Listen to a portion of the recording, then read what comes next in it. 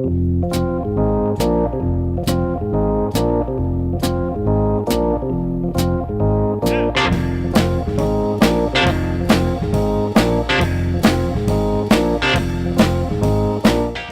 to the Two Blokes Chatting radio show on 94.7 The Pulse.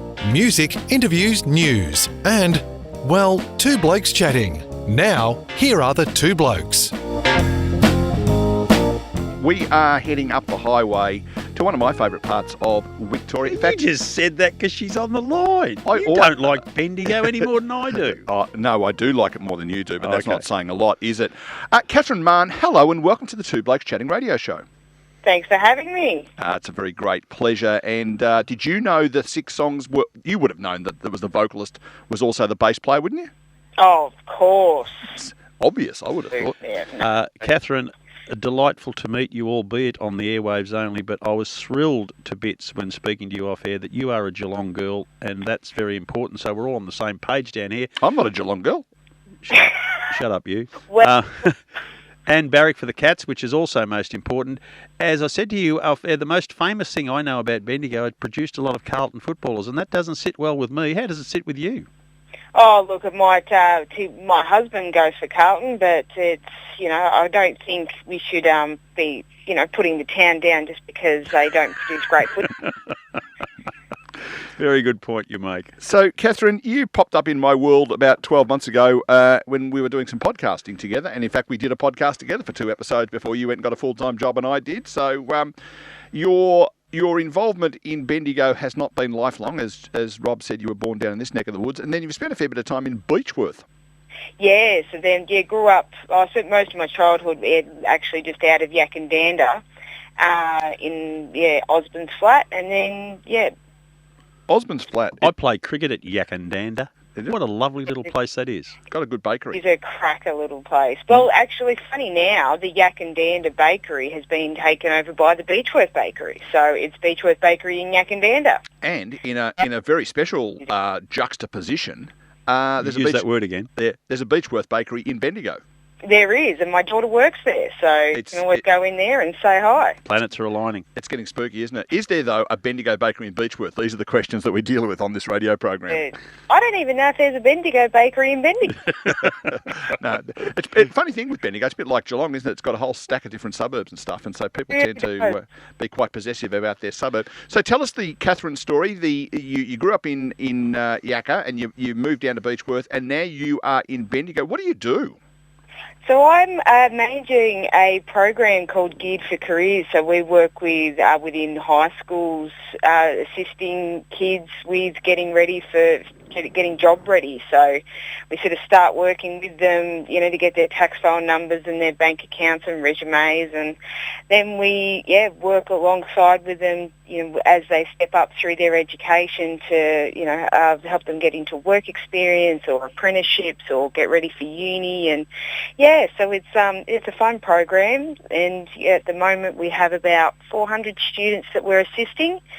And, hopefully next year we'll be able to increase that. Is that something you just go into a school and you whistle into Eagle Hawk Technical High School and say, we are here to do the program, or do kids enrol? How does that work? Well, I'm actually placed at Eagle Hawk every day, so I work out of that school every day. Yeah. That was a fluke. I just pulled the name of a Bendigo school out of my head. Yeah, so that's where I hold. So the program officers, so there's 4 of us at the moment, and we'll be putting on 2 new people next year. So they work within the school every day, so they have a caseload of students, and we just roll around and have a chat with them and work with them on a regular basis. So it's something that, it's not just an ad hoc thing. So they come onto the program and they get seen, and once fortnight to once a month, and so we just make sure that we check in. So it's a real sort of mentoring program. Cathryn, is this sponsored by the Victorian Education Department, or does it slip into the curriculum some other way? It's a privately funded program, so it's actually provided by Game Trafficking Controlling and Recruitment and Select. So pretty much they make the money and I get to go and hang out with the kids. It's fabulous. I have been banging on about this for quite some time on another show I do hear about the lack of education set within the curriculum, teaching children about general life skills, basic life skills to prepare them for stuff. Financial planning, for example. But this what you deliver is a sensational way to get kids off and running as soon as they leave school. That's it, because we sort of build up that connection and things with the students, we get to really assist them where they're at. So it's not a set thing of, here, this is what you have to do. It's, Tommy here wants to go be a mechanic, but, Laura over here wants to be a lawyer. So you meet them where they're at and sort of provide help and support for what they individually want. So, what Tommy wants to do looks very different to what Laura wants to do and what they need to know about moving forward in their own careers.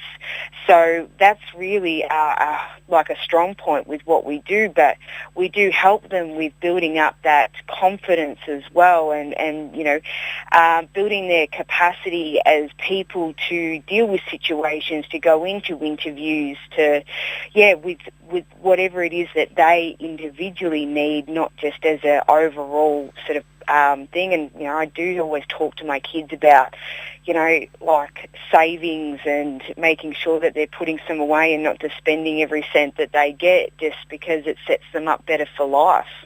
So when I was in year 11, which we're going back to the very late 90s here, so, or thereabouts, I used to have to go and see Mrs. McDonald, who was not only my sociology teacher, but also the careers teacher at the school. And she had this little office with a whole lot of brochures, because this is back in the days before the internets were around. And we used to spend a bit of time with her in our lunch break, if we felt inclined. How does what you're doing mesh in with the old careers teacher model? Well, a lot of the program officers will work alongside them, so they'll have different lots of skill sets and networks and information as well.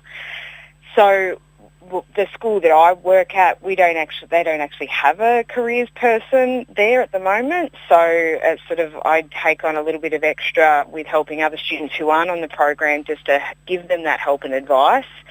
But you're right, it's with the careers advisor. I remember, even back eons when I was at school, it was a voluntary thing, to go and have a chat with the careers person, where if they sign up to our program, we're forcing that on them, that is what they're signing up for, to be a part of that. So they're a bit more involved, and we will sort of work and let them know with jobs that are coming up too. So with what we do, we're really trying to get them into work earlier, because we know that builds, good workability skills, as well as, confidence and a plethora of other things that will sustain them to have lifelong employment in different careers that they want to be in. Cathryn, before we get to the purpose of your call, which is the regional roundup and talking about stuff in regional towns... I didn't play the theme.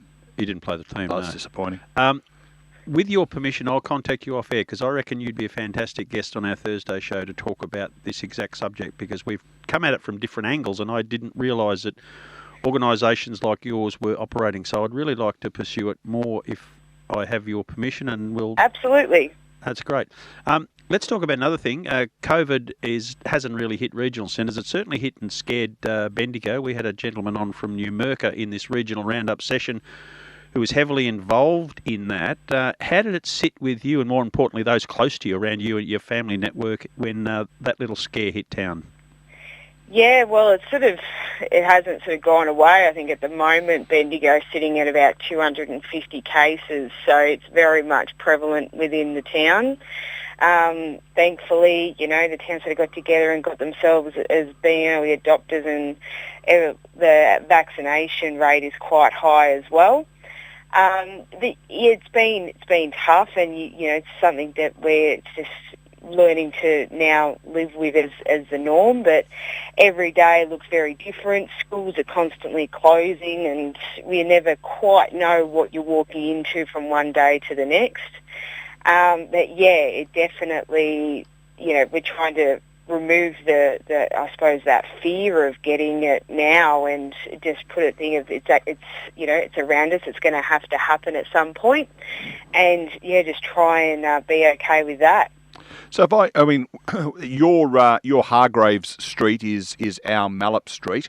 If I was to walk down Hargraves Street, am I seeing a lot of shops closed?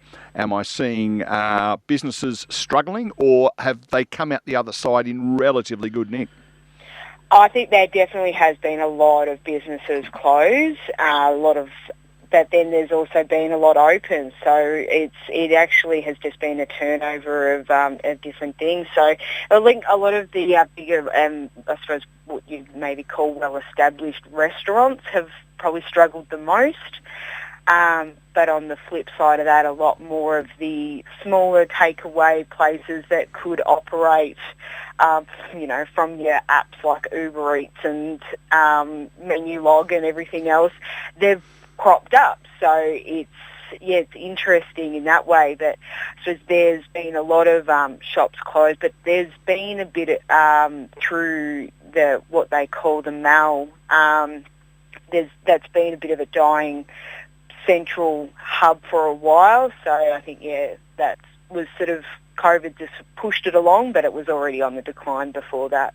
I guess one of the other things that Bendigo has got going for it, and if you suddenly realise that Rob's not talking anymore, he's got to go into the next studio and prepare for his next program in a couple of minutes. So sure. I'll say goodbye before I do that. Oh, okay. But having there's a bank up there which we're not allowed to name because that would be... you can name the... because they're a sponsor here, aren't they? They used to be, but I work for them, so the Bendigo Bank is very much the heart and soul of my life down here, the community model, of course, and it's very much the heart and soul of your little village as well. Yeah, absolutely. It definitely stands out in the crowd as you come down the road. Yeah, it's big. It's a big employer. I know that they too had a lot of staff turnover through everything. So, but I love what the bank itself stands for and how they operate, and they really support all the communities that they go into. And I just think it's such an incredible model. And it's the organisation that I work with. It's the same sort of basis, and I just hope that we continue to see businesses grow and change and adapt that more social enterprise sort of approach and giving back into the communities.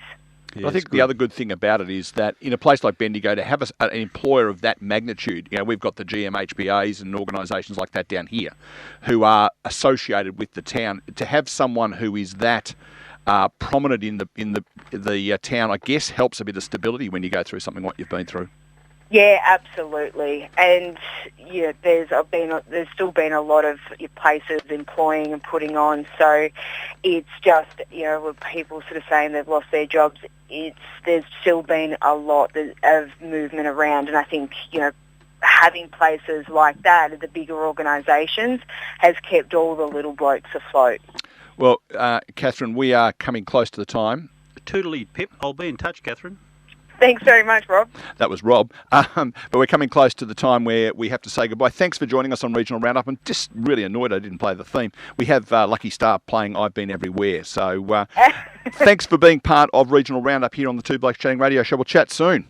Thanks for having me. There she is, Cathryn Mahon, up there in the beautiful city of Bendigo.